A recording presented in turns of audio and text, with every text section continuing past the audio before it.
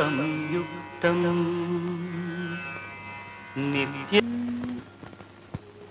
ఇగో ఎవరమ్మా ఇక్కడ? నేనే వత్తనా ఉండు. మీ అమ్మాయి గారండి? కాదు, నా భార్య. కదా ఉండండి ఉండండి. మీ టోకను. నువ్వురా. దర్శనం గుడ్. ఫైన్. బాగుందా? అట్టగే. ఎందుకమ్మా? రండి. మీరు ఈ ఊరు కొత్త? ఏ చెప్పులు ఇక్కడే వదిలిపెట్టాలి. అలాగా, జాగ్రత్త అమ్మా, కొత్తవి. వెళ్ళండి. హర హర మహాదేవ శంభో శంకర. ఏమిట్రా ఏమిటి? అనాథ కుర్రాడివి, చదువుకుంటున్నావు, నోరు లేదు. తప్పు. ఇలా 5 పైసలు 10 పైసల కోసం నోరు లేదు కళ్ళు లేవని వెధవ నాటకాలు వేసామంటే నిజంగానే పోతాయి.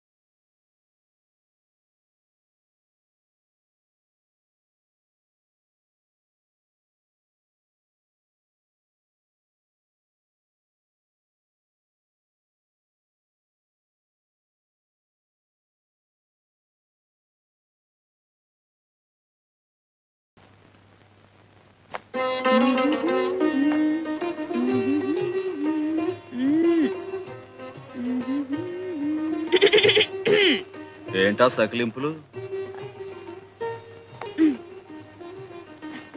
చూసేలే, ఎవరు ఖర్చు రాసేసావు? నేను కాపలాగాని పెడితే ఇట్టండి యథాపంలా చేసేది. అవును, ఆ పెద్ద మనసు ఎవరో గుడికొస్తే కొత్త చెప్పులు తెంపేసి ఇక్కడ పంపించేస్తావా? ఏదో నీకు 4 బేరాలు వస్తాయని ఆశ. తప్పున్నారా? తప్పుడు ఆలోచనలు నువ్వును. ఎలా వెళ్ళి వాళ్ళ చెప్పులకి ఇచ్చాయి. అంటే ఏంటి? ఇవి నేను దొంగతనం చేశానా? దొంగతనం చేయకపోతే దొరతనంగా కొనుక్కొచ్చావా? కొనుక్కొచ్చానో కోరి ఎవరైనా ఇచ్చారో నీకు తెలుసా? కోరి ఇవ్వడానికి నువ్వేం కొత్తపల్లి కొబ్బరవా? కొత్తపల్లి కొబ్బరిని, కొండపల్లి బొమ్మని కూడా. నువ్వు ఇంకా మాట్లాడితే ఏ ఎవరైనా చూస్తారనా? చూడండి, మొగుడు పెళ్ళాలు ఆ మాత్రం హుషారుగా ఉండరా? ఎప్పుడయ్యావే పెళ్ళనివి?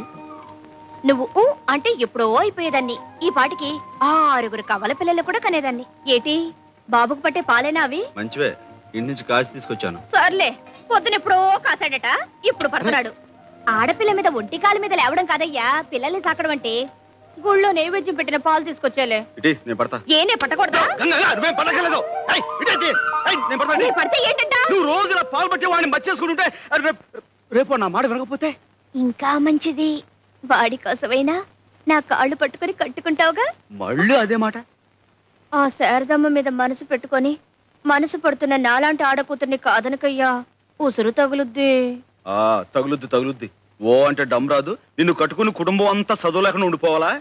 అది కాదు, అంత పెద్ద చదువుకున్న పిల్ల నిన్ను చేసుకుంటుందా అని. అది కాదయ్యా, చిన్నప్పటి నుంచి నువ్వే సాకి కష్టపడి చదివించినందుకు శారదమ్మ తప్పకుండా చేసుకుంటుంది. అందుకు కాదు, కానీ సంతకం కూడా శాతకాని నువ్వు ఆ చదువుకున్న పిల్ల పక్కనుంటే దివిటి పక్కన దీపపు సిమ్మలా ఉంటావేమోనని. నీ పక్కన దిష్టి బొమ్మలా ఉండే కంటే గుడి పక్కన గోపురంలా ఉన్నా గౌరవమే. అంతేలే, నాకేగా చదువుకున్న పిల్లతుందని పెద్ద బడాయి.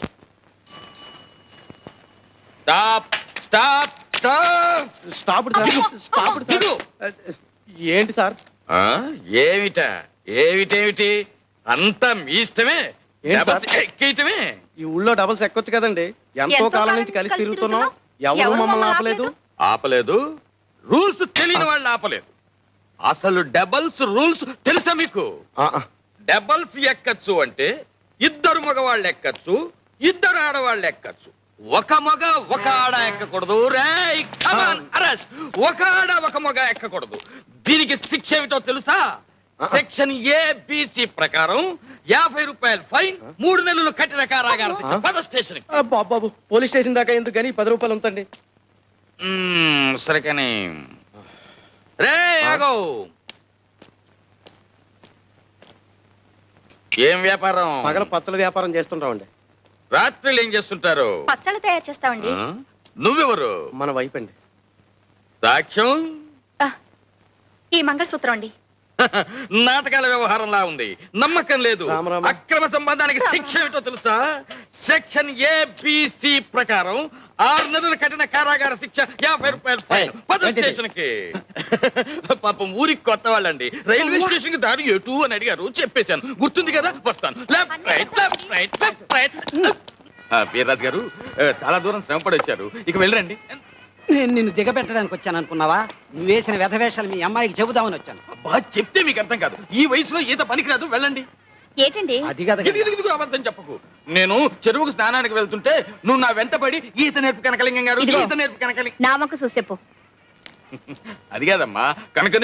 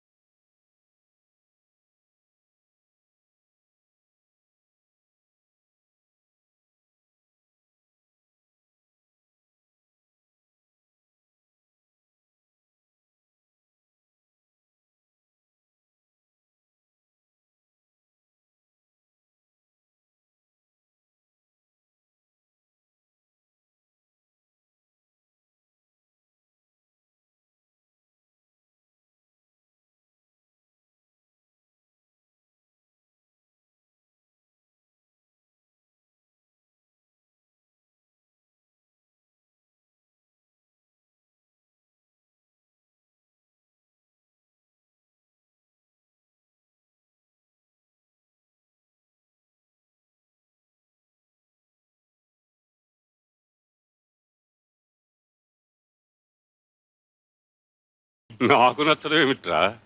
శారదకి అమ్మా నాన్న ముందు వెనక ఎవ్వరు లేరు కదండి.